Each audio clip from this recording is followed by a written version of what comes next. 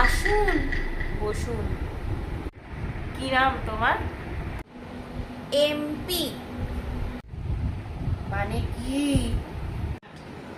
মমতা পাল। আচ্ছা, তোমার বাবার নাম কি? এমপি মানে মদন পাল ম্যাম। তা কতদূর পড়েছ? এমপি এর মানে আবার কি? Matric pass.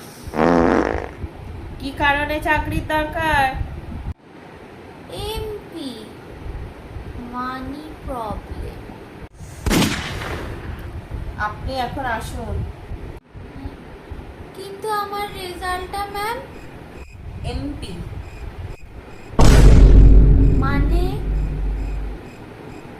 আপনি মেন্টালি প্রবলেম।